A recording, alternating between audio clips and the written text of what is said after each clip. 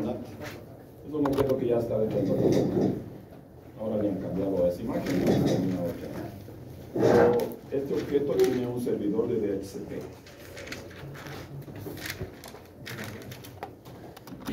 Ya. Y entonces, en IP versión 4, esta es la única manera de hacer la autoconfiguración.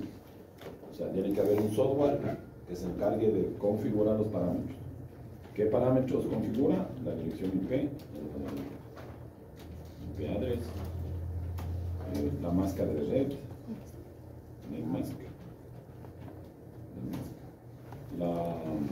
la dirección del gateway que ya vamos a analizar y la dirección de un DNS server. Aparte de otros parámetros, no hay. De hecho, el protocolo como tal tiene la capacidad de pasar más parámetros. La teoría habla de 40 parámetros. Disculpas por la voz, estoy un poco delicado de la garganta, pero me hacen gritar ustedes mucho.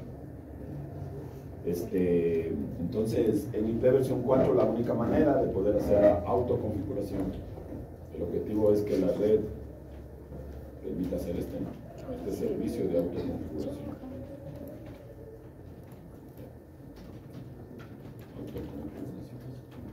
Este es el servicio.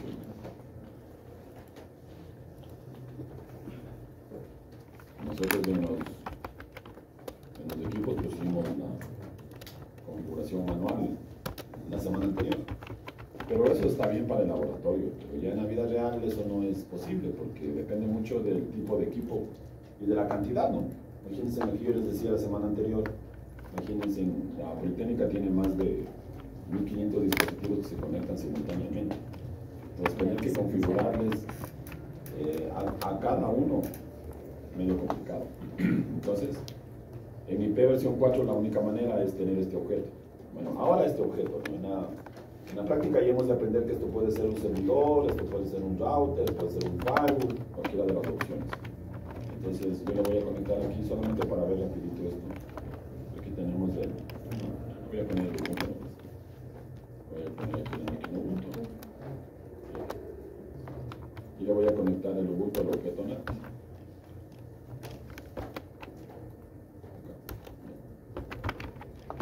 Entonces, este es el servidor de DHCP y el cliente y el computador va a ser un cliente de DHCP.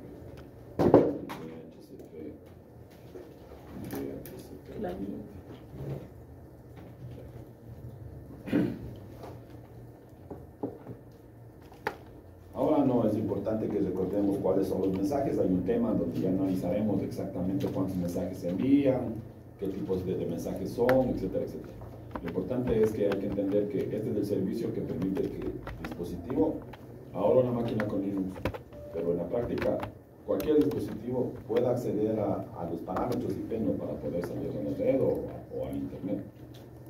En el caso específico de este dispositivo, lo que hay que hacer es aquí una opción de edit config, y ahí están las configuraciones que normalmente se deberían ingresar dentro de una máquina con Linux. Las primeras configuraciones son para una configuración manual y las segundas configuraciones son para la autoconfiguración. Entonces lo que hay que hacer es simplemente desmarcar esta opción. Le voy a borrar y esta línea de acá, nada más. Estas dos líneas son las que deberían. De hecho, le voy a copiar esto, le voy a poner cero. Y le voy a poner por acá. Y aquí le voy a copiar. Entonces, acuérdense que estas son las líneas que deberíamos tener ahí.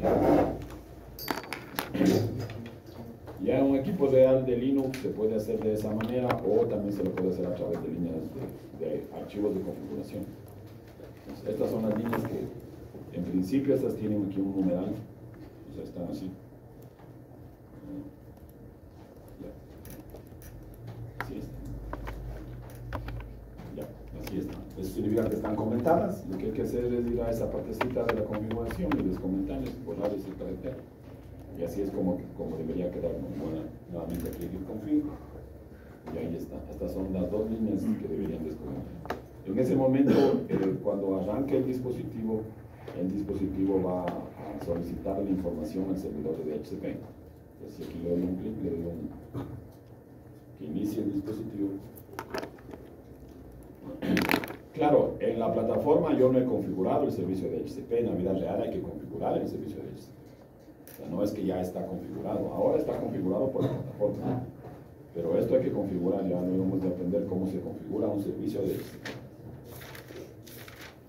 Ya entonces, como este dispositivo ya se encendió, se asume que ya pasó los mensajes, los PDUs correspondientes, y el servidor en vez de haber pasado ya la configuración a este dispositivo. Voy a darle doble clic aquí en el dispositivo, entonces que se abre la consola, y de hecho ya me pasó, ¿no? Si aquí hago un ifconfig, ifconfig eth0, allá está asignado automáticamente la dirección IP versión 4. Le asignó una dirección, en mi caso la 192.168.122.106, esa es la que me asignó a mí. Dependerá de cada una de las plataformas en las que ustedes están manejando. Pero normalmente este servicio de DHCP o este servidor de DHCP tiene configurado esta dirección de red. 192.168.122.0 es la dirección. Esa es la dirección de red que tiene configurado este servicio de DHCP. Ya, nuevamente no, esto ya está configurado. Está configurado dentro de la máquina de GNS3. En la vida real nos tocaría configurar. Ya. Entonces ahí ya me pasó la dirección. Aquí está la máscara de red.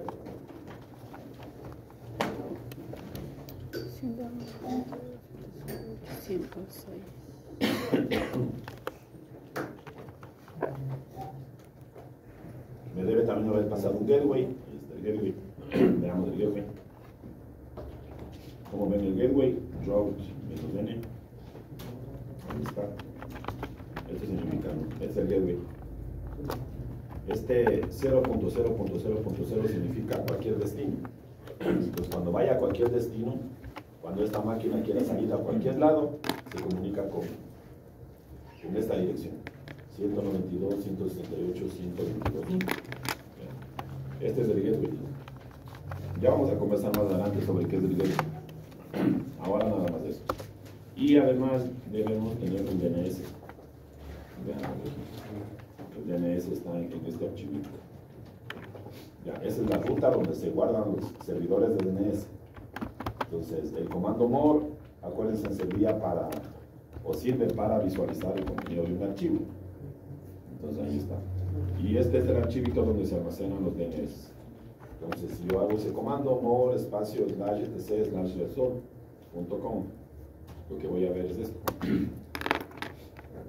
Entonces ya me puso quién es el servidor de DNS, ¿ven? Automáticamente. O sea que ya me pasó, ya hemos visto que me pasó la dirección IP, la máscara de red, el gateway y el DNS. Si regresamos a esto, ifconfig eth0, ahí tengo la dirección IP que me asignó la máscara de red. Ya, ahí están los dos parámetros. Si hago un route -n, ahí tengo el gateway. Y en el resort.com, ahí tengo el DNS. Pues ahí están los 4 parámetros que en IP versión 4 se necesitan para poder estar, o para poder ser parte de una red o para poder salir de internet. Déjenme ver también, creo que hay este comando aquí, IP route show. IP show route.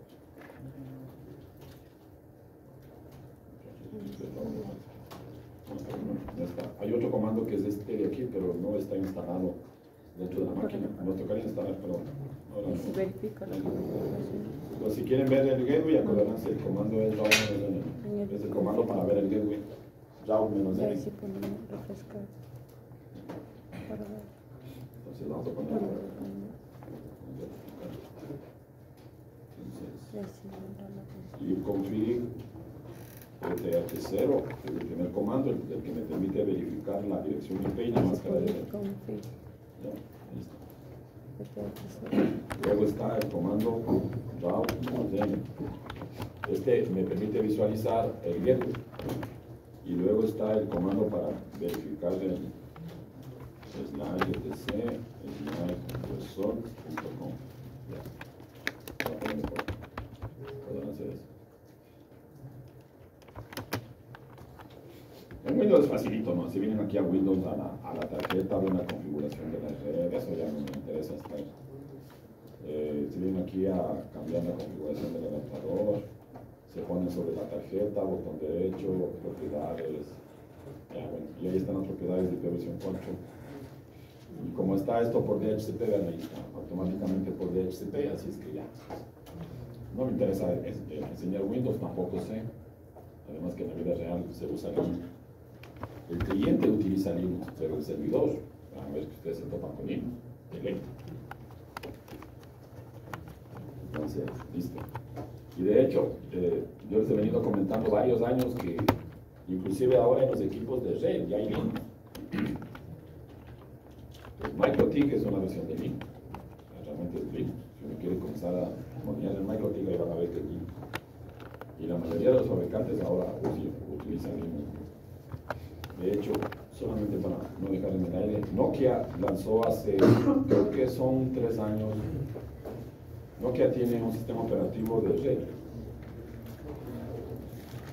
que se utiliza en los equipos de data centers, que se llama SR Linux.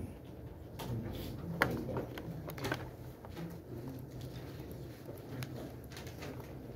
Servicio de qué? Nokia en redes es el número 1, o sea, lo más costoso que hay. O sea, si una red quiere tener equipos realmente costosos, ¿qué compran? Nokia.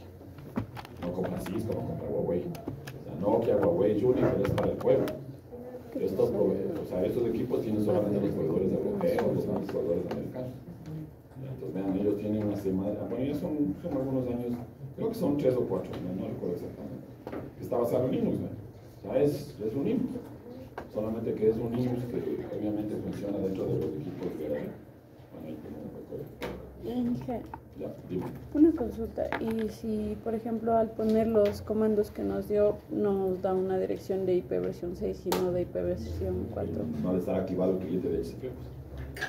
O sea, si es que hiciste esta conexión al servidor, al NAT, y le activaste aquí le activaste. Sí, los dos. Y no te pasa, es porque no está haciendo la solicitud. Bueno, apágale nuevamente y vuelve a prender. Sí, ya le hicimos eso, pero nos da una dirección IP versión 6. No te está pasando los parámetros de versión 4. Borre el objeto de NAT, ¿no? Es una solución. Porque, a ver, si es que él se prende, él pasa los mensajes, y si es que ese güey está trabajando bien, pero verán que es del objeto NAT, no es del objeto Cloud. El objeto Cloud no tiene implementado el servicio de HCP. Entonces, borra este objeto, tal vez, vele si hay conexión a internet, ¿no? La máquina debería estar. No. En este caso, mi máquina debería estar saliendo internet. Y ahí está. Verán que estoy haciendo con ustedes en esta máquina, en tiempo real. Y ahí está el www.yahoo.com. Se continúa yahoo.com. ¿Y se acuerdan que había el MTL en el teléfono? Sí.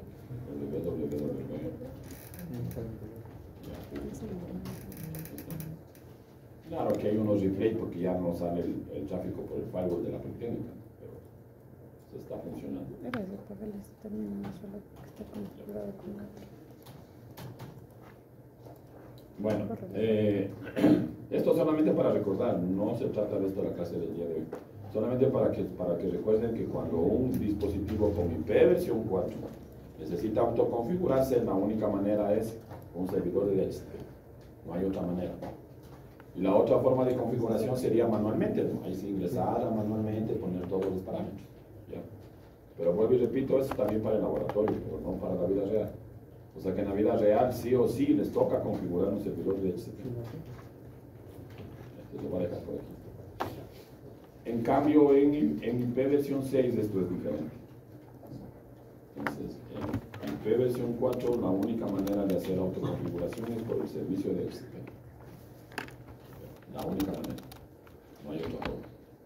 En cambio, en IP versión 6 hay 2 maneras de hacer autoconfiguración. La primera se llama sin estado, se llama. O sea, una autoconfiguración sin estado, que es lo que dijimos hace un rato del SNAC. Y la segunda, obviamente con estado, ¿no? primera está sin estado, la segunda será con estado. Con estado.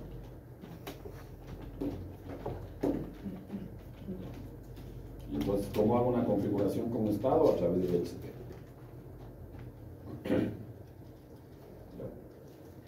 Entonces, en IP versión 6, esa es una de las grandes diferencias que hay con IP versión 4.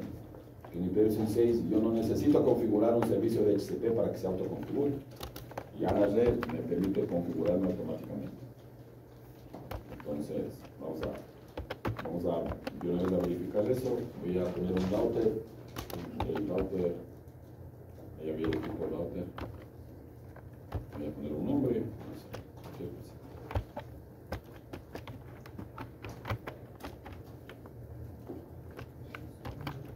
Y lo mismo, me voy a poner aquí una computadora con un Ubuntu nomás, para hacerlo más rápido. Y lo voy a conectar al puerto 00. Este es el 00. Ya. Aquí en el cliente no hay que hacer absolutamente nada, porque por defecto tiene activado el cliente de Slack de IP versión 6. De hecho, ya vamos a ver que lo que hace es hacer una solicitud se conoce como solicitud de router, ¿no? RS. O sea, el cliente le va a enviar un RS al router. Esos son mensajes múltiples, ya vamos a ver. Y el router le va a responder con un RA.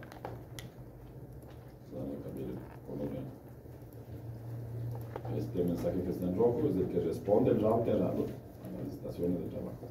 De hecho, ahora está puesto en la computadora, pero realmente es a toda la red, ¿no? A todos los que estén conectados a la interfaz del router. Ahora, para hacerlo rápido, ponemos una computadora. En la realidad está puesto un switch, a ese switch están conectados los computadores, y a un puerto de un switch está conectado el router. Así es como funciona. Entonces, lo único que hay que hacer es prender el equipo y configurar IP versión 6, nada más. Le voy a capturar esto aquí para que vean. Voy a capturar aquí. Vamos a analizar con Wireshark. Entonces, voy a configurar. ¿Qué necesito configurar? La dirección IP de la interfaz, nada más. Entonces, digamos que a esta interfaz le voy a poner la, no sé, 2001, 2.2.1.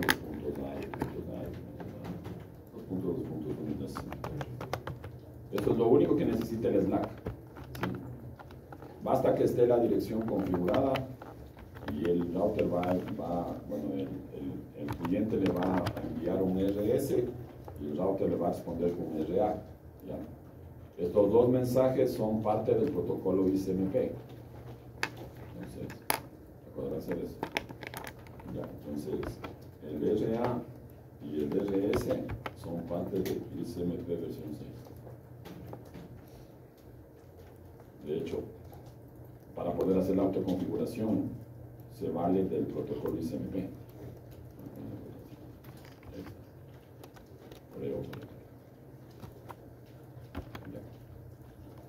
Entonces me voy al router, voy a abrir la consola del router y le voy a configurar nada más.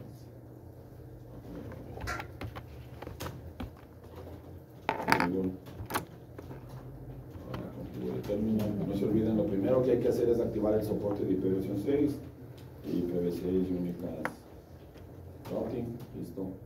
Y luego voy a configurar la dirección IP dentro de la interfaz. Interfaz de Ethernet 00. Y luego ya saben, IPv6 address 2001, 2.1,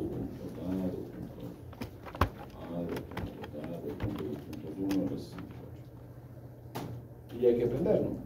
Pero acordarse que esto de prender es solamente en Cisco, porque en el resto de los equipos del otro día no hemos prendido nada.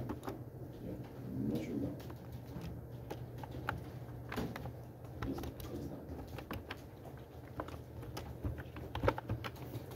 Ya solamente hemos configurado la dirección IP de la interfaz, nada más. No me hace falta nada más realmente.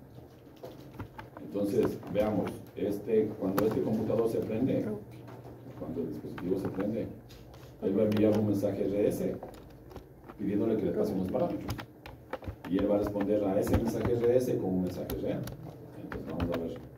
Se debe haber ya capturado, ¿no? Voy a irme a este computador aquí. Voy a abrir el computador. Veamos.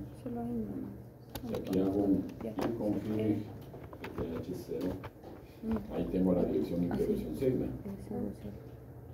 Que se dan cuenta es 2001, 3 veces A, y esto ya saben que nació del proceso de LEOI 64, que de hecho estuvimos probando.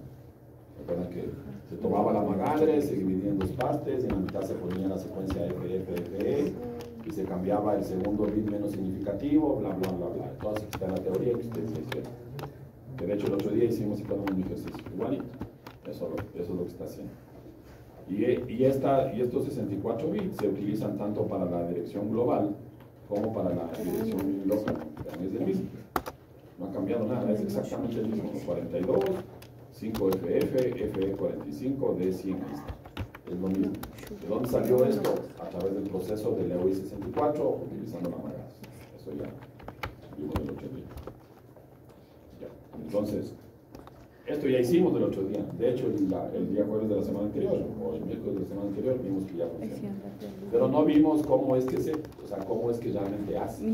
Ahora ya saben que técnicamente el Slack utiliza dos mensajes de CMP versión 6. Primer mensaje RS, segundo mensaje RA. Pues analicemos, aquí deben estar las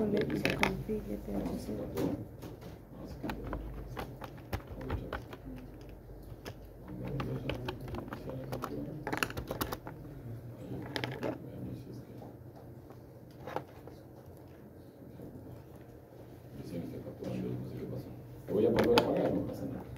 Páguenle al cliente si es que no se les asoma los mensajes.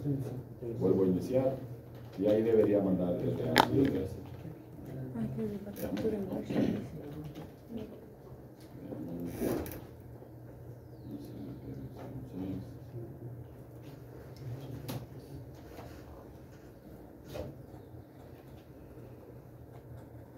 Este ya me pasó, ¿no? De hecho veamos el costo. Sí, ya tengo. Sí, me está pasando la dirección, pero que no está capturando. Vamos a ver le voy a cerrar esto. Le voy a parar aquí la captura.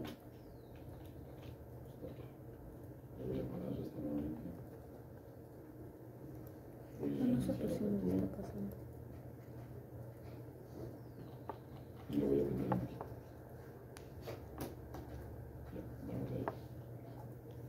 Ahí sí ya me salieron los mensajes. Seguramente el software ahí algo le pasa. Ya, entonces, veamos. ICMP versión 6. Ahí están los mensajes.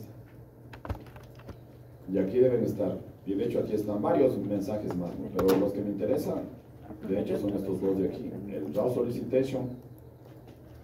Vean cuál es la dirección de origen del draw solicitation. Si no le programa. Verán que eso es un ICMP, ahí estamos, ICMP versión 6.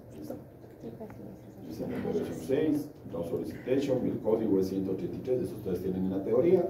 Ahí está claramente especificado los valores de este valor aquí, 133. Sí, ya está. Y el route advertisement es de 184. Ya. O sea, el dispositivo le solicita que se le pasen los parámetros y el router le responde con un mensaje real. Ya, entonces ahí están.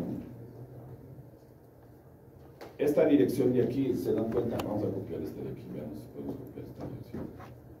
Esta dirección de aquí, la F, vamos a ver, veamos si puedo copiar. Dirección de origen aquí. Es una dirección muy local, ahí dice clarito. Veamos si puedo copiar esto. Sí, copiar eso. Copiar el nombre del campo, el valor. Veamos si se puede copiar. Entonces voy a ponerle aquí afuera. Veamos si se copió. Sí, ahí está. Ya.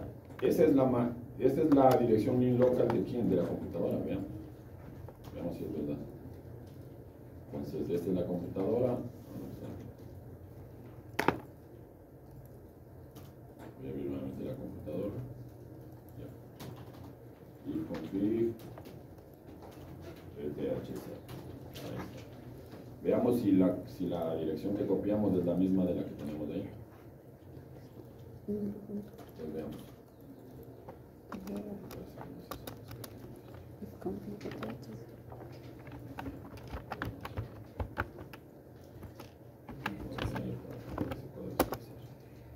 Ya, veamos si es que es la misma. Pues F80, 42, 5FF, 4E, 45, de 100. Ahí está. Sí, o sea, es el mensaje RS, ¿qué dirección tiene como dirección de origen? La link local de la computadora. Eso dice el análisis de Watcher, ¿no? Ahí está. Si regresamos de aquí, este es el Job Solicitation. Esta es la dirección link local del computador. Y esta es una dirección de multicast, que significa todos los routers que manejen IP versión 6. Eso significa el FF02 2.2.2. Entonces, en el RS se utiliza dirección de origen, la link local del dispositivo. En este caso, la link local del PC. Y dirección de destino era FF02 2.2.2.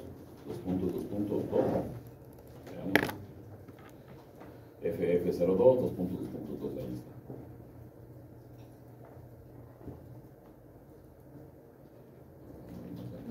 Sí.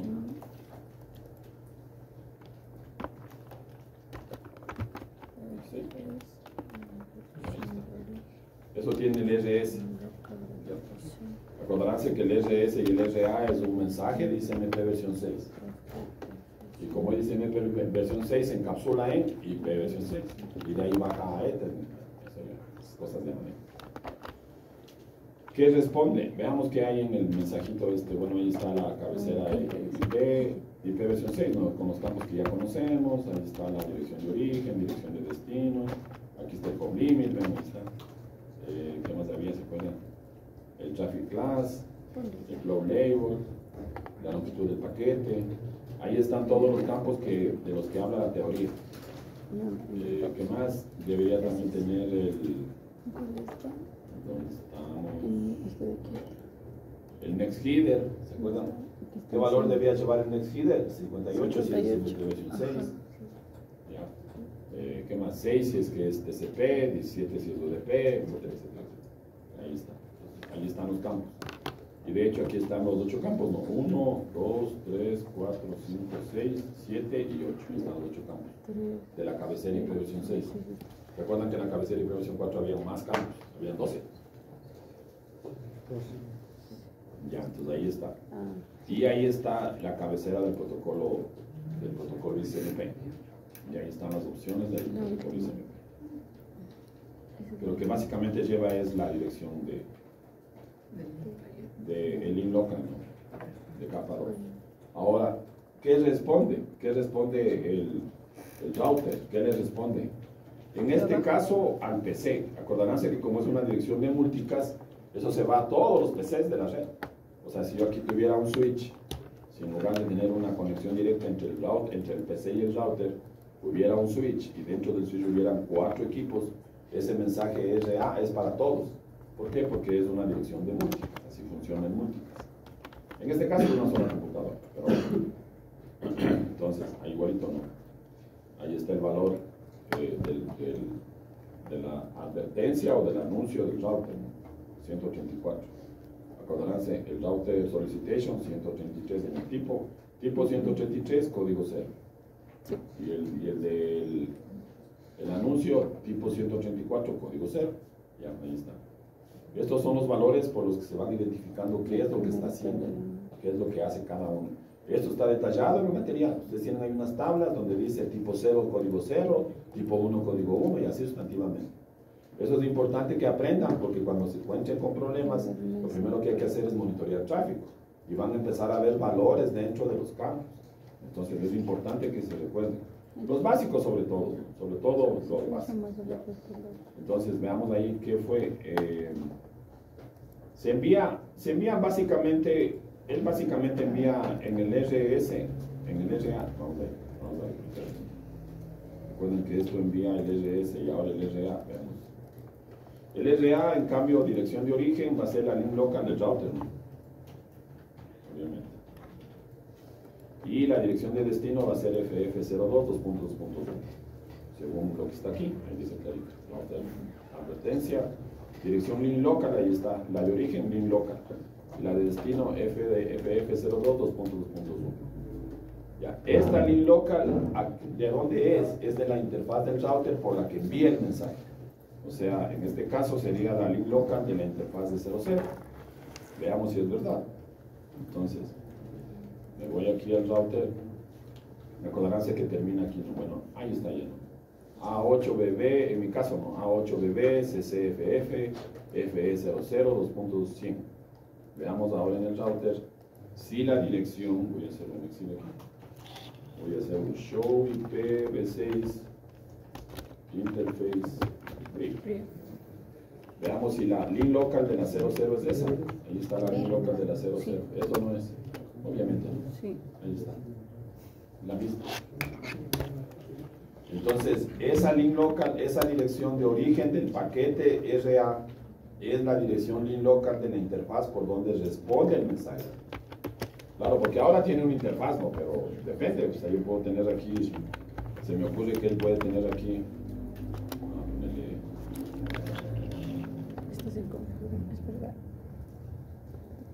vamos a poner otro computador, otro Ahí se más pone rápido. otra vez. Y este punto lo voy a conectar aquí a la otra interfaz. Lo voy a poner aquí. Y digamos que esta S01 es 2001 BBB1. Entonces voy a configurar ya esta interfaz. Configure terminal, interface de 01 y BB6 2001 Pero ponía un B punto. Control C. Pero Pero ponía un punto. y listo. En el momento que este computador se prende, hace exactamente lo mismo. O sea, ¿qué va a hacer? Va a enviarle un RS, luego el router va a enviar un RA, ya, y la dirección aquí, en cambio, ¿cuál va a ser? La link local de esta interfaz de aquí. Entonces, cuando yo le prendo ahí, verán que no he tocado para nada, no he configurado nada en el PC, solamente le prendo nomás. ¿Por qué? Porque por defecto los PCs ya vienen con el cliente de HCP versión C, bueno, más que de HCP, el cliente de Slack activado. Eso no hay que configurar absolutamente nada. Yo voy a abrir a este computador. Y config DHC. Y este ya me pasó la configuración. Vean, ahí está. Que hizo exactamente lo mismo que estamos analizando en el otro lado. Ya. Y así para cada una de las interfaces. Las interfaces que son distintas. Ya. Pero pongo IP. Otra cosa, ¿qué parámetros devuelve el mensaje RS? Devuelve 3 parámetros. Bueno, realmente devuelve 2 parámetros. Devuelve el prefijo, el prefix, y devuelve la longitud del prefijo. Eso es lo que realmente devuelve. Ya. Esos son los 2 parámetros que el RS devuelve a los computadores, ¿no?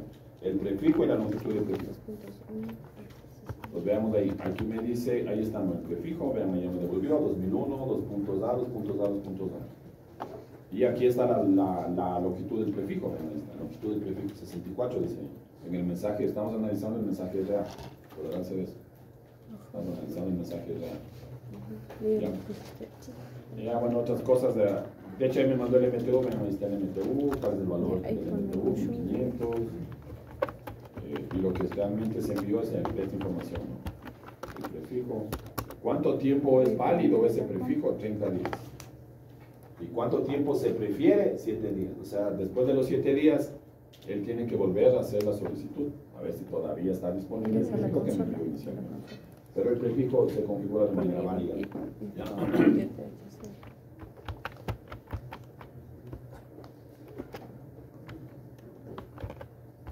Bueno, ahí están unas banderas, etcétera, etcétera. ¿Ya? Entonces, esto es el proceso del Slack. ¿Se dan cuenta? Algo que nos ayuda muchísimo, yo no tengo que hacer nada.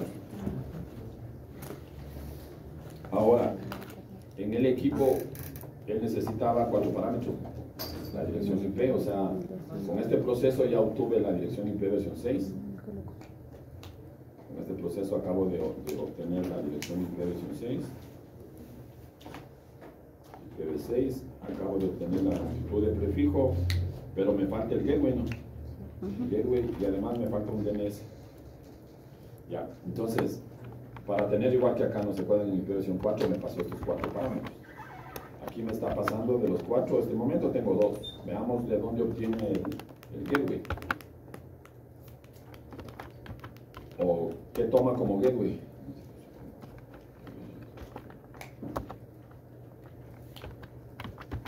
Y ahí está. Entonces, ya tenemos la dirección IP en el host, ¿no? Ya tenemos la dirección IP.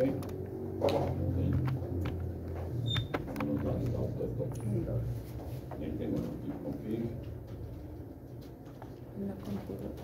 DH0. Allá tengo la dirección global. Ahí está. Entonces, ¿qué me pasó el router? Esta partida de aquí, ¿no? Eso fue lo que me pasó, que es el prefijo, ¿no? Sí. ¿Cómo obtuvo esto? Ya saben, con el proceso de EUI 64. Y como también le pasó la longitud de prefijo, y él ya tiene la dirección IP y la longitud. Ahora, ¿qué falta? Falta el gateway. Entonces, veamos, me parece que es. Ahí está. El comando route-6-n, este es el que me dice cuál es el gateway de IPv6. Ahí está. Route-n era, ¿dónde estaba? Aquí estaba, route-n. Vamos a ponerlo por acá. Está mezclado todavía. Este es el que me devuelve el. Aquí que hicimos, igualito, no, ifconfig. Y aquí es route menos n menos 6. O menos Sí, 6 menos 6 menos n. Ya, ahí está. Con eso obtengo el gateway. Ahí estoy viendo, ¿no? Sí. Y aquí me dice que dos puntos, ya 0 significa para cualquier lado, ¿no? Cuando quiera irse a cualquier lado, se está yendo por esta dirección. Este es el gateway, ¿no? ¿Qué dirección es esa? ¿Quién se acuerda? Esa dirección que está ahí marcada. F80, A8, BB. De la primera. Esa, ¿de dónde era? ¿De dónde es esta dirección? Es la dirección de la interfaz, ¿no? Es la línea local de la interfaz. Entonces, el gateway, ¿cuál es para este computador? ¿Cuál es el gateway? La línea local de la Ethernet 00. O sea que ya tiene gateway. Ya tiene gateway. Me dice clarito, ¿no? El gateway es esta dirección. Si regresamos, esa era la de la, veamos aquí, era la de la 00, veamos, de la 00. A8BB, veamos ahí, A8BB, CCFF, FE00, FE00, 100, 100. Entonces, en IPv6, cuando se hace SLAC, el gateway es la dirección link local de la interfaz por donde recibió el mensaje real. Eso es básicamente el gateway. O sea que para el Ubuntu 3, ¿cuál será el gateway? Será la link local de esta interfaz, ¿no? Veamos cuál sería. Vamos aquí al router. Vamos al router y veamos la dirección de esa interfaz ahora. Vuelvo a hacer un show IPv6 interface brief. Ya, veamos. Y ahí tengo la link local de la 01. O sea, esta de aquí debería ser el gateway del Ubuntu 3. ¿Sí o no? Veamos. Verán que termina en FE110. Vamos ahí. Entonces aquí me voy al Ubuntu 3, igualito nos route menos 6 menos n. Entonces ahí está. FE110. ¿Ya? Ahora, ¿qué parámetro nos falta? Nos falta un DNS. Pero el tema es que para el DNS ahí sí necesitamos implementar el servicio de DHCP. O sea, la única forma en IPv6 de asignar un servidor de DNS es utilizando el DHCP versión 6. No hay otra manera. Ya. Entonces ya cuando veamos el tema de DHCP, ahí vemos cómo es una configuración bastante sencilla. De cómo es que el router le pasa el servidor de DNS a las estaciones de trabajo. Y ya luego revisamos. Entonces en Slack De los 4 parámetros, ¿cuántos se pasaron? 3. La dirección IP, la longitud de prefijo y el gateway. ¿Qué es lo que me falta? Me falta un DNS. ¿Cómo hago para que se le asigne el DNS? Se lo hace a través de un servicio de DNS, de un servicio de HTTP. ¿Está claro? ¿Alguna pregunta?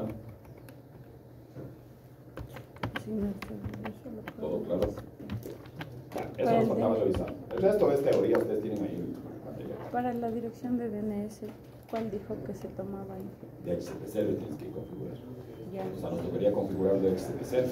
Y de ahí se puede ver recién la dirección de DNS. O sea, en la vida real tienes que configurar el servidor de DNS para IPv6 y el servidor de HTTP para pasar esa dirección a los clientes del Slack. ¿Sí? Ya. Por ICMP versión 6, Alexandra, no tienes manera de pasar la dirección del DNS. No puedes. Aunque ya estuviera. O sea, digamos que aquí ya hubiera un servidor de DNS, se me ocurre, vamos a poner el servidor. Digamos que aquí ya hubiera un servidor de DNS con IPv6, que no es tan, o sea, tampoco es tan fácil. Ya.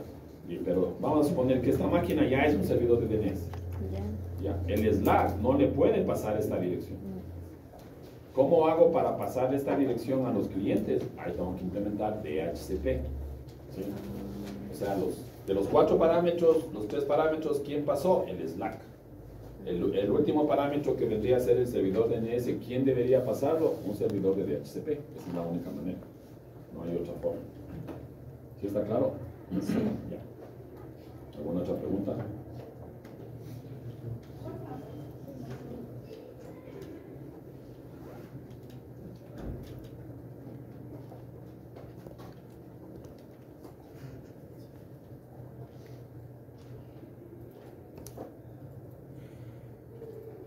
Y en IP versión 4 la dirección del... Perdón. En IP versión 4 la dirección del gateway. No, esa sí es la dirección del router, ¿no? La dirección del router, o sea, la dirección de la interfaz del router, no es la ni loca, es la dirección que le configuras. Ya, en IP versión 4. En IP versión 4. Esa es la dirección. Ya.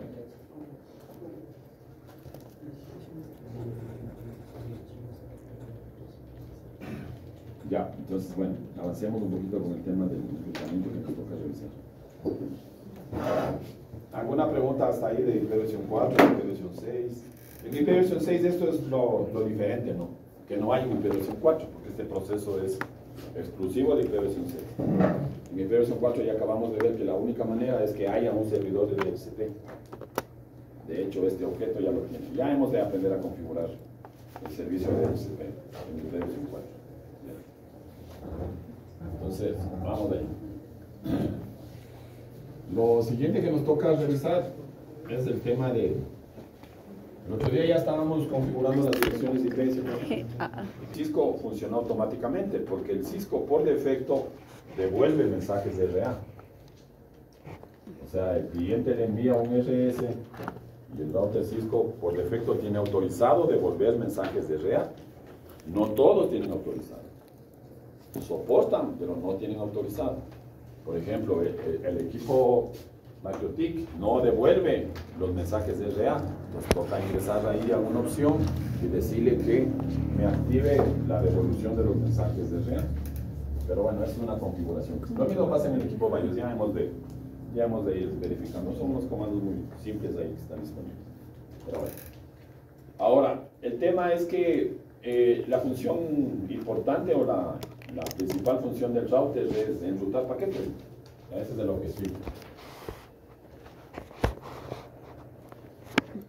De hecho, el enrutamiento es la función más importante, a mi juicio, la más importante de la capa 3. La idea fundamentalmente aquí es que el router intenta determinar el mejor camino. Esa es la idea. Determinar el mejor camino. Ya vamos a ver qué es mejor para cada uno de los. Para poder llegar a la red del servidor, deberá buscar un camino para poder llegar a la red que está conectado al equipo MikroTik. El router Cisco. El router Cisco en ese caso. El MikroTik igual no, deberá buscar un camino para devolver la información. O sea, todos tienen que de alguna manera buscar el mejor camino. Básicamente hay dos formas en las que se hace enrutamiento. El primero es a través de un enrutamiento estático y el segundo es a través del enrutamiento dinámico. Ya. El primero es el más sencillo de todos, el que menos recursos consume, porque ustedes son los que crean las rutas. O sea, aquí hay que crear una ruta. De hecho, ese es el concepto, ¿no? Ustedes crean aquí una ruta. Una ruta estática. ¿Ya?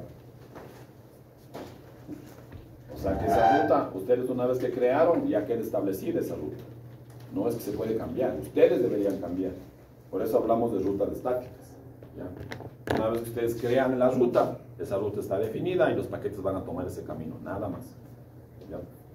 En cambio, en el enrutamiento dinámico, aquí se hacen los cálculos de las rutas de manera automática. Automáticamente los routers determinan a través de algoritmos, ya vamos a ver. ¿Ya? Entonces, en el primer mecanismo del enrutamiento estático, nosotros creamos la ruta, valga la redundancia, de manera estática. Una vez que ya está creada la ruta, esa ruta, salvo que ustedes lo modifiquen, no se modifica. O sea, no es que se modifica automáticamente. Entonces, eso es bueno y es malo, ¿no? Porque imagínense que un enlace de la ruta se cae. Entonces, toda la ruta se cae. Digamos que yo tengo algo así. Digamos que yo tengo por aquí conectado algo así. Digamos que así. Vamos a poner que algo así. Digamos que esto es R1, esto es R2, esto es R3 y esto es R4. Ya. Entonces, supongamos que yo defino una ruta de R1 a R2, de R2 a R3 y de R3 a R4. Estática, obviamente, ¿no? Mientras todos los caminos en esa ruta estén operativos, no vamos a tener ningún problema. Pero ¿qué pasa si, por ejemplo, este enlace se cae? Pues en ese momento, ese enlace era parte de la ruta. ¿Ya? No es que los routers saben por dónde tienen que enviar, los routers no saben absolutamente nada. Por eso es que esto en principio funciona, pero no es tan escalable, ¿no? Escalable en el sentido de que la red se autoconfigure, si es que lo queremos llamar así de esa manera, ¿no? O autodescubra un nuevo camino. Eso no se puede hacer con rutas estáticas. Ustedes deberían tomar en cuenta la posibilidad de que si es que R2, R3 se caiga, que tengamos otra ruta de respaldo, ¿no? Digamos que vaya de R1 a R2 y de R2 vaya a R4 y con eso ya llega a donde necesitaba, ¿no? Se podemos llegar a varios. Claro, las que tú quieras. Ahora, ¿qué pasa si el enlace R2, R4 se cae? Obviamente vuelvo a estar en el mismo problema, ¿no? Perdí conectividad. Digamos que aquí está en la red de los clientes y por aquí está el data center. Entonces debería, en el eventual caso de que tanto R2 como R3 se caigan y R2, R3 y R2, R4 falle, yo debería también considerar una tercera posibilidad de que R1 se conecte directamente a R4. ¿Ya? Y claro, ya si se les cae R1, R4, obviamente ahí ya nos quedamos fuera de servicio. ¿Ya? No, pero está caído R2, R3 y R2, R4 y R1, R4. ¿Cómo llegas al otro lado? De manera. Ah, claro, podríamos irnos por aquí, ¿no? R1, R3 y R4. ¿Ya? Vean, en esta pequeña red, imagínense en una red grande, pensar en todas las posibilidades. Complicado. Entonces, esas son las desventajas de hacer un enrutamiento estático. El enrutamiento estático está bien para una red pequeña, donde no haya muchas posibilidades de conexión. Ya pensemos en tal vez 1 o 2 caminos, hasta 3 caminos de backup. Pero pensemos en una red mallada donde hay 10 nodos. Imagínense. Entonces ahí ya se nos va complicando la situación. Por eso es que hablamos que las rutas, uno de los grandes problemas de las rutas estáticas es que no son escalables. ¿Qué es la escalabilidad? La capacidad que tiene una red en que crezca la red sin hacer tantos cambios de configuración. Esa es la idea de la escalabilidad. ¿Ya? Pero la ventaja, en cambio, de las rutas estáticas es que son simples de configurar y además no consumen recursos. Me refiero a que no hay consumo de CPU y tampoco hay consumo de memoria RAM. ¿sí? O el consumo de memoria RAM es el mínimo, porque finalmente la ruta estática se va a la tabla de rutas. Pero no es un consumo excesivo como el tema de los algoritmos. En los algoritmos debes tener un espacio de memoria para correr el algoritmo. Entonces eso ya se va a complicar. ¿Ya? Entonces, o sea, esto se hace, en la vida real se hace desde el lado del cliente, ¿no? Normalmente el cliente es el que implementa una ruta estática. Ustedes ahí en el servicio de internet que les da el proveedor, el router de ustedes hace una ruta hacia la red del proveedor, porque hay un solo camino, obviamente. Por eso es que cuando la línea de conexión desde su router hacia afuera se cae, tienen que esperar que se recupere, si no, no funciona. El otro día un chumait se ha pegado contra un poste de la fibra y ahí me quedé sin servicio un día y medio porque tenían que volver a soldar la fibra y un montón de cosas más. Entonces, ese es el gran inconveniente. ¿Ya? Para resolver de alguna manera ese problema de la escalabilidad, ¿sí? Recuerden que la escalabilidad es la capacidad que tiene una red para crecer sin tener que hacer grandes cambios de configuración. Esa es la idea de la escalabilidad. Entonces, para resolver ese problema, y normalmente no, vamos a poner aquí, esto generalmente en redes pequeñas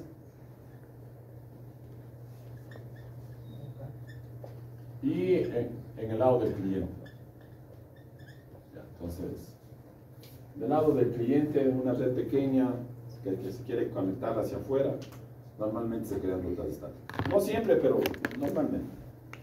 En cambio, si ya son redes grandes, por ejemplo, estamos hablando de redes corporativas, toda la red del Banco de Pichincha, del Banco del Pacífico, del Banco de Guayaquil, toda la red del Banco Mundial, que tiene por todo lado en el mundo, o las redes de los proveedores de servicios. Imagínense en la red de la CNT, la red de Telconet, por poner un ejemplo local, ¿no? Imagínense en la red de Movistar a nivel mundial. Imagínense en crear ahí rutas estáticas, eso es imposible. Entonces, ¿qué es lo que hacemos? Ahí utilizamos este mecanismo dinámico de enrutamiento. El mecanismo dinámico de enrutamiento se vale de un tema matemático, de los algoritmos. Pues aquí tenemos algoritmos matemáticos de enrutamiento. De hecho, todos los algoritmos de enrutamiento son matemáticos. Algoritmos de enrutamiento. ¿Ya? En principio, lo mismo que ustedes conocen de un algoritmo, ¿no? Una serie de pasos que me ayudan a resolver un problema. ¿Ya? Aquí, ¿cuál es el problema? Tengo una red muy grande y el problema es encontrar el mejor camino. Ese es el meollo del asunto de este algoritmo. Entonces, hay varios algoritmos que se vienen utilizando más de 40 años. De hecho, en las redes de datos eso no ha cambiado. Desde hace más de 40 años que se desarrollaron los algoritmos, se utilizaron en los routers, no ha habido un cambio realmente. ¿Sí? Porque, creo que ya les comenté, ahora hay un nuevo paradigma de enrutamiento que se llama el enrutamiento basado en segmentos, segment routing. ¿Ya? El enrutamiento basado en segmentos utiliza estos mismos algoritmos. O sea que no ha habido un cambio, ¿no? La forma como se enruta ha cambiado un poco, pero los algoritmos siguen siendo los mismos. O sea que son los algoritmos que nosotros venimos manejando desde hace más de 40 años. De hecho, el algoritmo de Bellman-Ford se desarrolló por los años 50. O sea que estamos hablando de 90, ¿no? 90 años. Y no ha habido ningún cambio. ¿Ya? Entonces, el primer algoritmo es el algoritmo vector distancia.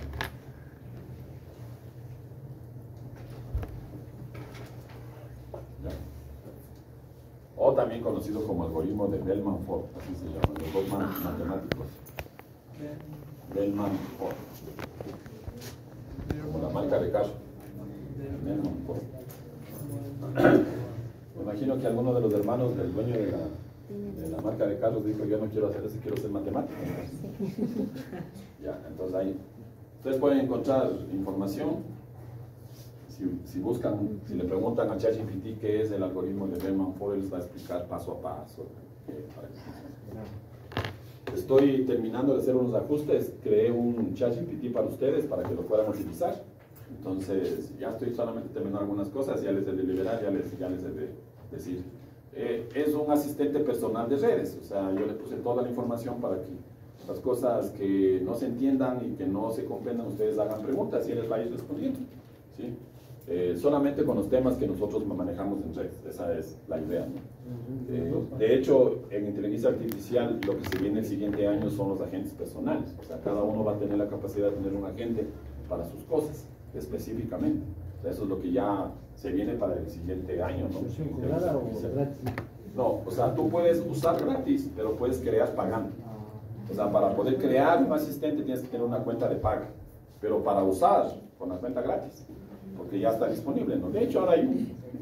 ¿El que cree usted? No, ese se hace con la cuenta de paga, pero pueden usar gratis. Claro, es que se publica. Es como que creas una aplicación de Android y publicas en el Play Store. Ya.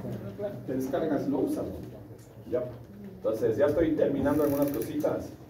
Estoy tratando de que se enganche con las guías de generación de gráficas, para que cuando les explique les muestre una grafiquita y media interesante que se pueda ver, ¿no? Con las de video no se puede porque la mayoría de las de video son de paga.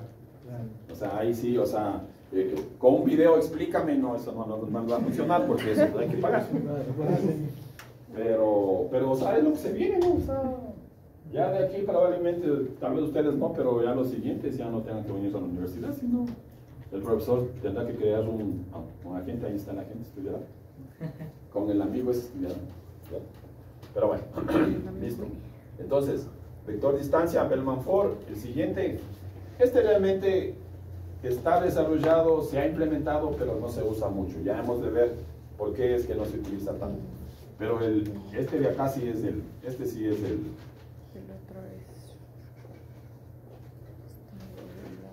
Yo digo el rey de los algoritmos, el estado del enlace. Así se llama, ¿no? Link state. Mil disculpas, no. Creo que se escribe así. Dijkstra. Bueno, disculpas ahí por el ustedes. Pero es del algoritmo de Dijkstra. ¿Ya? Entonces, el matemático que creó, bueno, fueron varios, ¿no? Pero el más representativo es el tema de Dijkstra. Este algoritmo es tan bueno que es el que se utiliza para hacer cálculos de rutas de tráfico vehicular y de tráfico aéreo y ese tipo de cosas. O sea, este algoritmo de aquí es realmente muy utilizado. ¿Ya? Nosotros lo usamos para el tema de redes. ¿Sí? Pero, entonces, ¿cómo es? Por favor, Luis. D-I-J-K. JK. S-Tra. Ya, gracias. Dijkstra, sí, bueno. Dijkstra. Ahí está bien escrito. Gracias, Luis. D-I-J-K. S-Tra. J-K.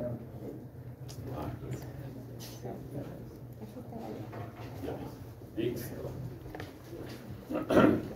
Ve viendo la historia de una vez, cuéntenos de dónde es, en qué fecha nació, cuáles eran sus hobbies. Loco ha de haber sido, ¿no? Seguro. Sí, sobre todo, los matemáticos son por naturaleza medio loquitos. Yo tenía un profesor célebre aquí en la Politécnica Chimborazo, el doctor Rubén Pazmiño, él es matemático puro. Puro, me refiero a que estudió matemática toda su vida. Y cuando nos dio clases en ingeniería, me acuerdo que él venía y ni saludaba, ¿no? Entraba y se ponía a ver la pizarra, y la pizarra en blanco, ¿no? Y se quedaba viendo la pizarra, siquiera unos 20 minutos. Nosotros ahí callados, porque obviamente había como, o sea, no, pues, o sea, me quedaba viendo al profesor que, o sea, uno se ponía ya con el cuaderno listo ahí para apuntar, en sus marcas listas y tocaba esperar 20 minutos hasta que ya empezaba ahí. Y escribía, y luego borraba. Luego escribía. Y luego al final de la clase decía, no, hoy día no me salió. Entonces todas esas 10 hojas, bueno, ojalá me la basura. Pero bueno, porque uno aprende ese tipo de cosas. Ese profesor nos dejaba el examen a las 8 de la mañana y se iba y regresaba a las 6 de la tarde.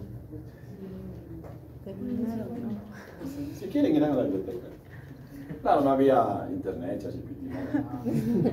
Íbamos a buscar a los compañeros de matemáticas, así.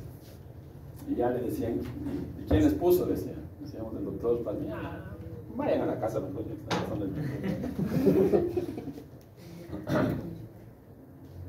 Pero bueno, entonces estado del enlace. Luego está un algoritmo que se llama vector de caminos. ¿Ya? Que de hecho este vector de caminos está basado en el vector de distancia. Sí, es bastante similar. Mejor, pero bastante similar. Y luego hay un algoritmo que les voy a poner aquí en rojo, disculpen que les ponga en rojo, porque hasta hace 8 años atrás era propietario de Cisco, al día de hoy ya es un estándar, ¿sí? Es del algoritmo dual. Algoritmo de actualización difusa es lo que traduce eso. Nosotros que ya hemos estudiado los algoritmos, a nuestro juicio, el mejor algoritmo que hay, porque se acuerdan que este tiene muchísimas ventajas frente al resto. De hecho, es el único que almacena una ruta de backup, distinto de cosas. Frente al resto que no lo hace. Como dice Johan, este algoritmo dual está basado en vector distancia. ¿Ya? Hay un grupo de matemáticos que fueron contratados por Cisco. JJ Acevedes se llama todavía vive. JJ Acevedes es el líder de ese grupo. Esto fue desarrollado en 1992, estamos hablando de 32 años, ¿no? Más o menos 22 años. De hecho, en el 92 se liberó, o sea que se asume que antes ya se empezó a trabajar. O sea que estamos hablando igual de un algoritmo de más de 40 años. En el 92, en 1992, Cisco lanzó su implementación del algoritmo dual, pero para poder lanzar en la implementación se asume que ya se estuvo trabajando por lo menos uno o 2 años antes, ¿no es cierto? Entonces, ese algoritmo dual está basado en el algoritmo de vector distancia. ¿Ya? Ahora, de cada uno de los algoritmos hay implementaciones de lo que nosotros ya en la práctica hacemos, ¿no? Porque nosotros no es que vamos a programar el algoritmo ya está programado. Y ese algoritmo es un software que está dentro del router. O sea, que lo que nos toca es configurar o gestionar o administrar el software en el que está basado el algoritmo. ¿Ya? Entonces, basado en el algoritmo de vector distancia hay un protocolo de enrutamiento que se llama RIP. Lo que nosotros hacemos es entender cómo funciona RIP, cuáles son sus características, ya hemos de ir conversando más adelante, cuáles son sus características, cuáles son sus desventajas, etcétera, etcétera, etcétera. Luego, basado en el estado del enlace, hay 2 protocolos fundamentales en las redes, que es el protocolo OSPF y el protocolo ISIS. Son los 2 protocolos que están basados en el algoritmo del estado del enlace, OSPF y ISIS. Y aquí mención especial al protocolo ISIS, porque la verdad es el más difícil de todos, pero es el que más se utiliza en la vida real. Sí, o sea, dentro de los proveedores de servicios y dentro de las redes actuales, el protocolo que se recomienda utilizar es el protocolo ISIS. ¿Ya? Si entendemos cómo funciona OSPF, ya entendimos el 60-70% de cómo funciona ISIS. Pero ISIS tiene sus características peculiares. ¿Ya? Lo que hacen es que lo que le han permitido es, al día de hoy, ser considerado dentro de los protocolos de IGP el mejor protocolo que existe. No hay otro protocolo con las características que tenga el protocolo ISIS. ¿Ya? Basado en vector de caminos está otro protocolo que es muy utilizado. Nosotros debemos de pasar bastante tiempo manejando este protocolo, que es el protocolo BGP. BGP. BGP, así se llama. En principio, ¿para qué sirve BGP? Gracias a BGP es que nosotros tenemos internet. ¿Ya? Porque, vamos a poner ahí. Cada uno de los proveedores, digamos que esto es Telconet, y digamos que por aquí está CNT, y digamos que por aquí está Telefónica de España. Ya, vamos a poner eso. Entonces, cada uno de los proveedores tiene su propia red, no su propia infraestructura. ¿Ya? No hay manera de comunicar la red o el tráfico de Telconet con el tráfico de CNT porque son redes aisladas. ¿Sí? Que en términos técnicos se conocen como sistemas autónomos, AS. O sea, cada una de estas redes muy grandes, imagínense, pensemos en toda la infraestructura de la red de Telefónica a nivel mundial. o toda la infraestructura de la red de AT&T en Estados Unidos, ¿sí? O toda la infraestructura del proveedor de Bell Canadá, ¿ya? Entonces, esos son redes muy grandes que se conocen como sistemas autónomos, ¿ya?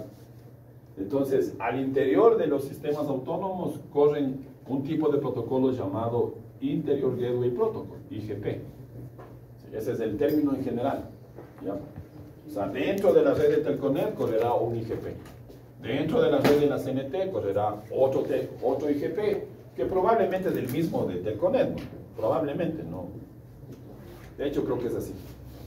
Y dentro de la red telefónica va a correr otro IGP. ¿Ya? La única manera de conectar dos sistemas autónomos es a través de un protocolo de enrutamiento exterior EGP. ¿Sí? Bueno, si hay otra manera, crear rutas estáticas.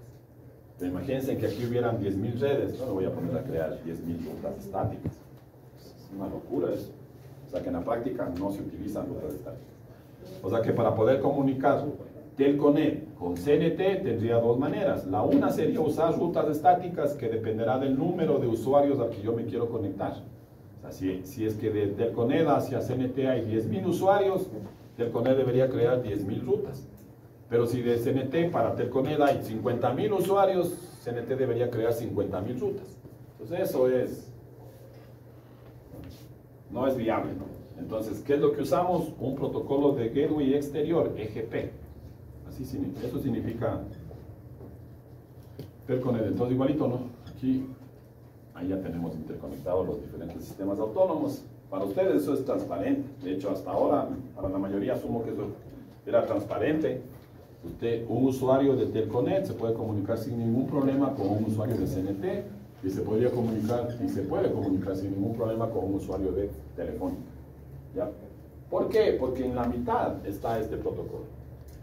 Al día de hoy, y desde hace 40 años, porque no ha habido otro, el único EGP que existe es BGP. ¿Ya? De estos protocolos que estamos mencionando aquí, ¿no? Entonces, ahí para la interconexión, en principio, nosotros vamos a aprender en principio eso, ¿no? En este semestre hemos de aprender eso. Hemos de usar BGP para interconectar o para poder enrutar tráfico entre sistemas autónomos, ¿ya? De hecho, cada red de los proveedores o cada sistema autónomo tiene un número que se conoce como ASN. Y este número, ¿quién le asigna al proveedor? ¿Se acuerdan de LACNIC? Exactamente. LACNIC se encarga de asignarle los números de sistemas autónomos a los proveedores en Latinoamérica. Y se acuerdan que habían 5, ¿se acuerdan? LACNIC, ARIN, APNIC, RAI y AFRINIC. Esos son los 5 que hay. Entonces, en cada uno de los continentes, el Centro de Información de Red se encargaba de asignar direcciones IP versión 4 que ya no hay. Se encarga de asignar direcciones IP versión 6 que usen, hay un montón, y además se encargan de asignar números de sistemas autónomos. ¿Ya? Entonces, ya cuando nos toque el tema de BGP, ahí hemos de profundizar, pero esa es la idea, ¿no? ¿Ya?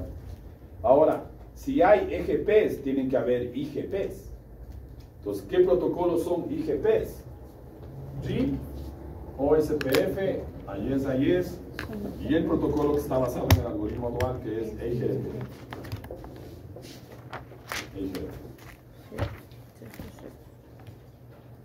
Entonces, esos 4 protocolos, de hecho, vean, 5 protocolos existen, ¿no? 5 protocolos. Se vienen usando hace más de 40 años. De hecho, cada uno de los protocolos tiene un RFC. Ya cuando veamos en detalle cada uno de los protocolos, ahí van a ver, en el material van a ver que hago referencia a los RFCs.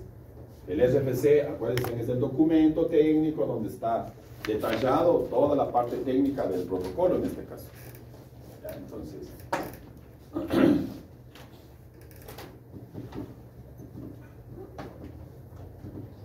Al día de hoy, todos tienen RFCs, incluido EIGRP. Entonces ya vamos a ver que EIGRP también tiene un RFC. ¿El problema cuál es? El problema es que a la industria no le gustó tanto que Cisco liberara el algoritmo después de casi 40 años. ¿Sí? Entonces, como no le gustó esa idea, casi nadie ha implementado HLP en los equipos que no sean Cisco, ¿sí? De hecho, de los equipos que nosotros manejamos, hay solamente los equipos HTC. ¿Sí? Los equipos HTC tienen una versión de IGRP solamente para IP versión 4. No tienen una versión de IGRP para IP versión 6. Entonces eso ya es un limitante. Porque si las redes tienden a hacer IP versión 6, en el futuro cercano no van a poder utilizar HTC con IGRP. Porque IGRP hasta el día de hoy en los sistemas operativos solamente soporta IP versión 4. ¿Ya? Y ya bueno, ya vamos a empezar a analizar, ya les haré subir el material. Si uno tiene que ser muy objetivo en analizar técnicamente los protocolos, este es el mejor protocolo de enrutamiento. ¿Por qué? Porque a diferencia del resto, este es el único protocolo que guarda dentro de su estructura una ruta de backup. El resto no. El resto calcula la ruta principal. Ya vamos a ver cómo calcula cada uno de los protocolos. Y aunque tuviera rutas de backup, son desechadas. No se almacena en ningún lado.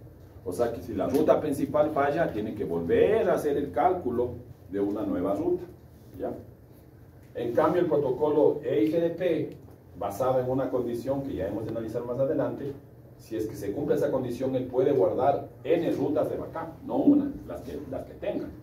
Entonces eso realmente es muy bueno para el tema de la reconvergencia, ¿no? Se cae un enlace, automáticamente el router busca un nuevo camino. Esa es la idea, ¿ya? Esos protocolos funcionan al día de hoy tanto para IP versión 4 como para IP versión 6. Eso es bueno y es malo. Es bueno porque aprenden, es malo porque tienen más cosas que tienen que estudiar. Porque, claro, la teoría es la misma, lo que cambia un poco es la configuración. O sea que hay que aprender a configurar con IP versión 4 y hay que aprender a configurar con IP versión 6. Entonces, más trabajo para ustedes. Ya, pero bueno. ¿Hasta ahí alguna pregunta? Vamos con el tema de los protocolos IGP, ninguno funcionaría como de gateway exterior.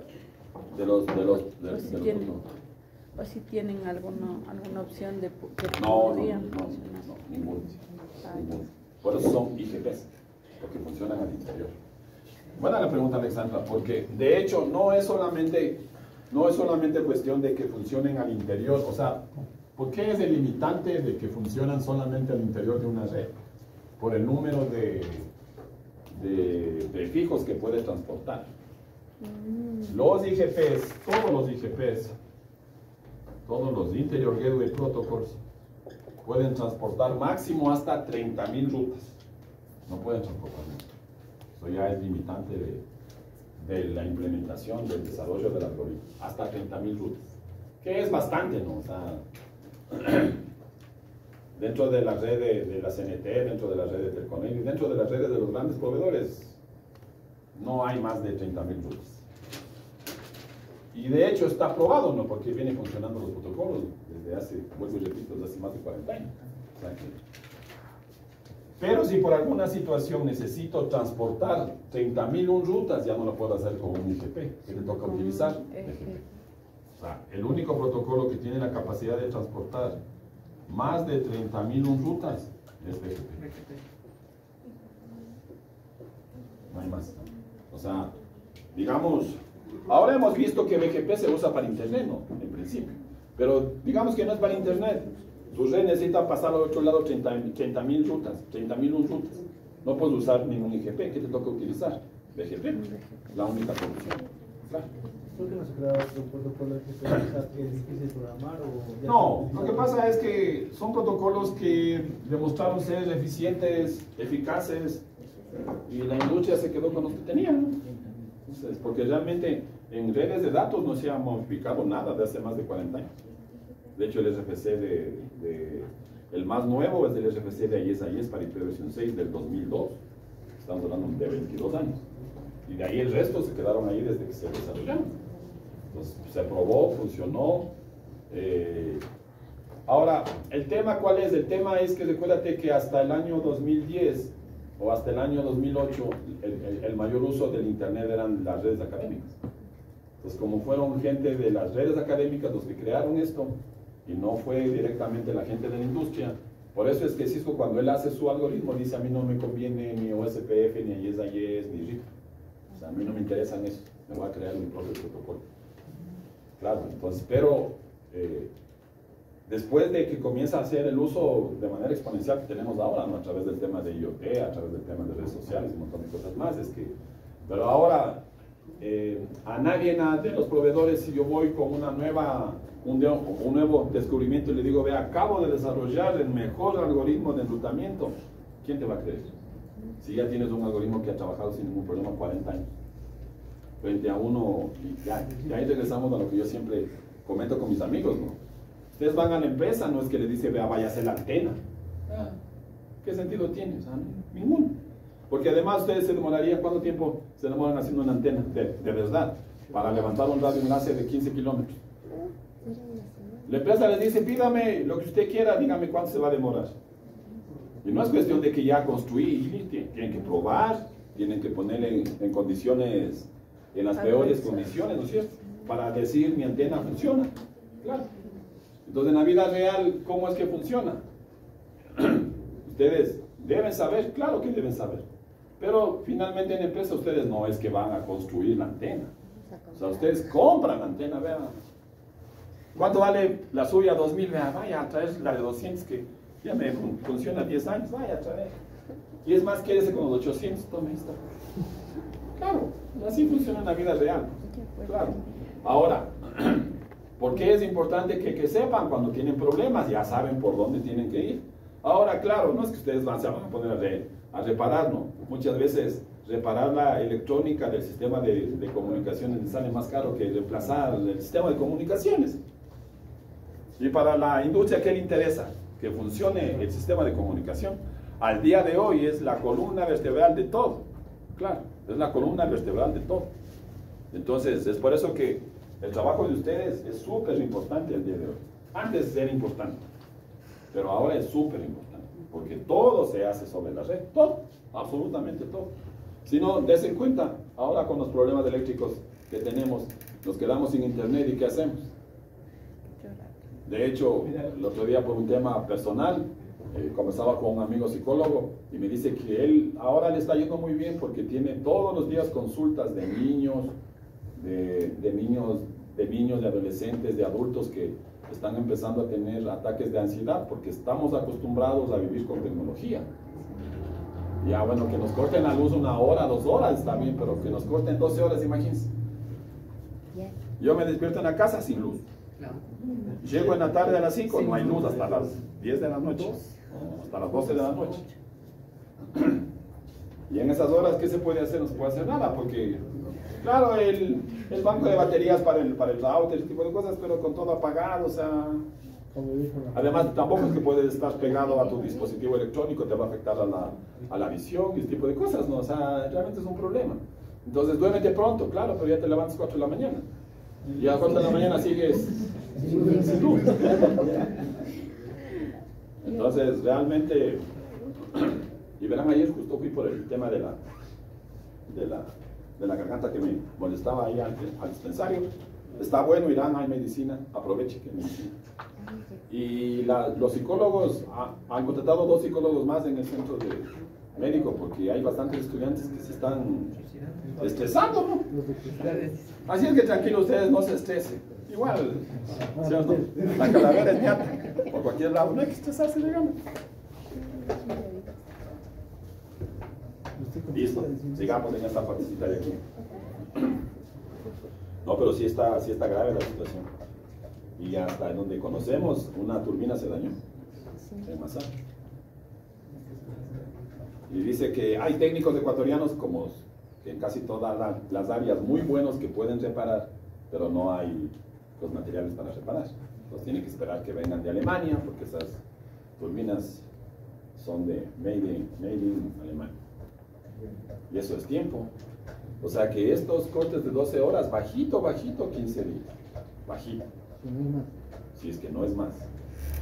Si es que ya, vuelvo y repito, en lugar de estar preparando la comparsa en un electrónico, preparen la danza de la lluvia. Y para mala suerte no llueve. O sea, no llueve. Ese rato en el país, a los que menos les creemos son a la gente del INAMI, ¿no? Pero ya tampoco es culpa de ellos meten sus datos a los algoritmos matemáticos que siempre han funcionado y hay una probabilidad, ya saben cómo es el tema, ustedes manejan eso de maravilla, ya saben cómo es el tema de la probabilidad.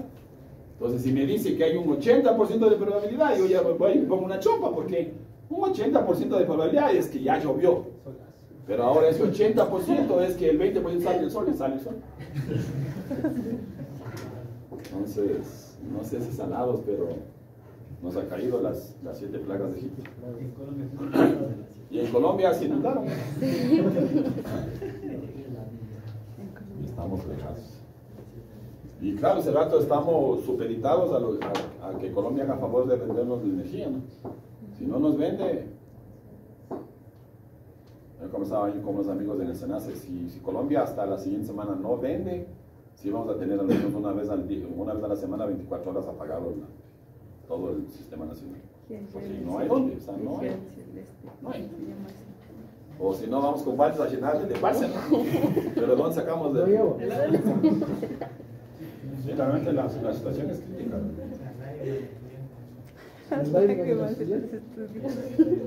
Esa es buena, vea. Vamos a dar examen de redes allá en Massac. Está buena. No, sí, dejándose de broma, el chiste está triste. Y yo tal vez tengo redes 2, ayer igual no pude ver claro, o sea, les doy una teoría, pero no puedo hacer nada, o sea, como ustedes están salvados porque tienen clase en la mañana, se puede hacer una práctica, hasta que haya luz ya, pero si no después ya nos va a tocar aprender en el pizarrón, y el chiste no es ese. Pero bueno, esperemos que las cosas mejoren, ojalá Dios quiera que sí. Pero bueno, vamos con el tema de las rutas estáticas.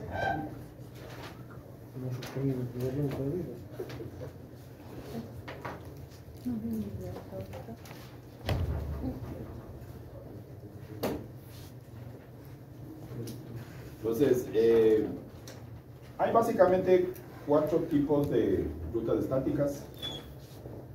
Las rutas estáticas estándar. Que la característica fundamental de una ruta estática estándar es que se conoce claramente la dirección de destino. O sea, yo sé dónde debo llegar. Ese es el objetivo de la ruta estática estándar, ¿sí? O sea, yo ya sé a dónde debo llegar y yo debo crear una ruta estática estándar. ¿Ya? Luego están las rutas estáticas por defecto, así es como se llaman. ¿Ya? A diferencia de las primeras, aquí está claro, ¿no? Si en la ruta estática estándar conozco el destino, en la ruta estática por defecto obviamente no tengo forma de conocer el destino. O sea, no conozco cuáles son los destinos a los que deseo alcanzar. Entonces, como no se conoce, creo una ruta por defecto. Normalmente, este tipo de rutas se crean cuando un dispositivo quiere salir a Internet. O sea, cuando hay una red que quiere salir de Internet, utilizo una ruta por defecto. Porque en Internet deberíamos saber cuántas redes existen, medio complicado, esa información tampoco es que sea tan pública. Y además, una vez que yo supiera cuántas redes existen, debería crear las rutas estáticas a esas direcciones. Es complicado, ¿no? ¿Ya?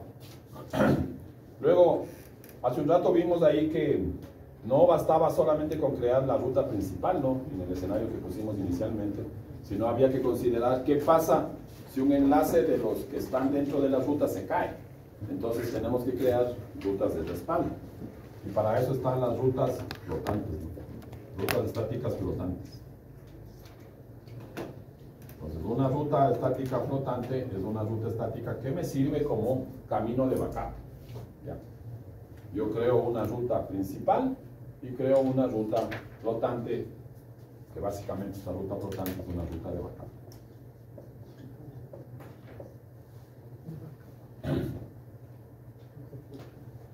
Y finalmente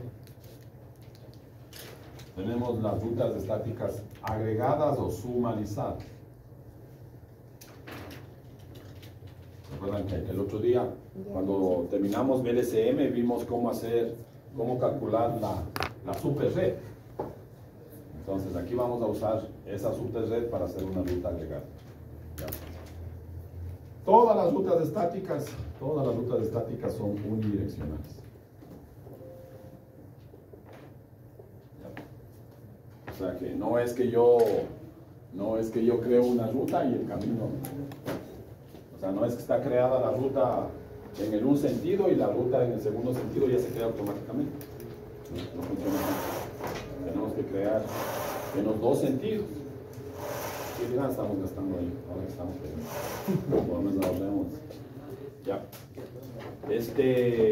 Acordaránse de eso, ¿no? O sea, digamos, vamos a poner un escenario muy simple en el que yo tengo dos routers interconectados y el objetivo es llegar de la red X a la red Y. Ya saben que al día de hoy esto ya no me interesa si es IP versión 4, si es una red completa, si es una subred, si es IP versión 6, lo que ustedes quieran. Al final es exactamente lo mismo. ¿Ya? Entonces, en este tema de rutas estáticas hay que crear una ruta para que la red X llegue a la red Y. ¿Dónde debo crear? En el router 1, ¿no? Aquí debo crear. En el router 1. Y debo crear otra ruta para que el tráfico se devuelva. Para que el tráfico de la red Y regrese a la red X. Si no está creado en los dos sentidos, no les va a funcionar. Simplemente no va a pasar el tráfico. ¿Ya? Entonces, ya mañana hacemos una práctica y ahí van a ir viendo. Entonces, acordaránse de eso, las rutas son unidireccionales. Significa que yo debo crear las rutas tanto de ida como la ruta de regreso. ¿Ya? Toda ruta estática tiene tres componentes. Entonces, acordaránse, hay cuatro tipos de rutas estáticas y hay tres componentes, ¿no? Estos tipos de rutas estáticas son los mismos tanto para IP versión 4 como para IP versión 6. O sea que en IP versión 4 haremos una ruta estática estándar y en IP versión 6 habrá que crear una ruta estática estándar igualito. Los componentes son exactamente los mismos. ¿Qué cambian? Que en IP versión 4, valga la redundancia, son direcciones de IP versión 4 y que en IP versión 6 son direcciones de IP versión 6. De ahí exactamente lo mismo. Entonces veamos. ¿Qué componentes tiene una ruta estática? Tres componentes. Componente número 1, la dirección o el prefijo de destino. De una vez le hacemos general, ¿no? Si es que es IP versión 4 es la dirección de destino. Si es IP versión 6 es el prefijo de destino. Acordaránse que son dos parámetros que yo no puedo intercambiar. O sea, yo no puedo hablar de dirección IP versión 6 de destino. Tengo que hablar de prefijo IP versión 6 de destino.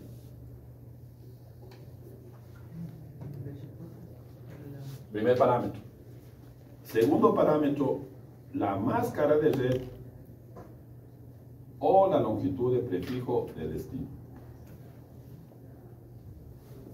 ¿Ya?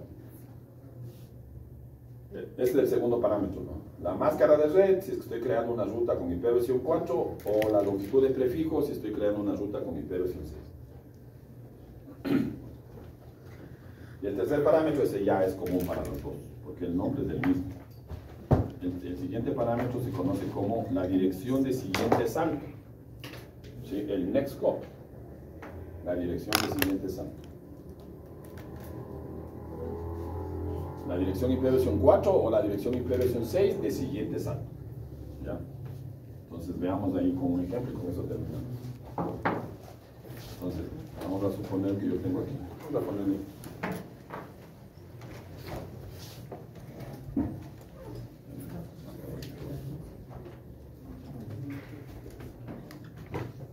Digamos que ahí ya. Digamos que esto es de R1, digamos que esto es de R2 y digamos que esto es de R3. Digamos que aquí hicimos el subnetting y esto me salió 192.168.00/22. ¿Ya? Digamos que por aquí hay una red 192.168.40/22. Y digamos que por aquí está 192.168.80/22. ¿Sí, no? De 4 y 4 no, 22. Ya. Digamos que aquí hemos puesto, ¿se acuerdan que aquí es una red de dos dispositivos en IP versión 4? 210, 10, 252. Y digamos que esto es 210, 10, 248. Una vez que se hayan configurado, digamos que aquí le pusimos la 253, a este la 254, a este la 249 y a este la 250. ¿Ya? Entonces,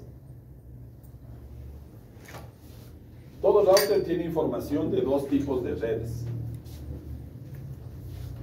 Router 1, router 2 y router 3 en ese pequeño ejemplo.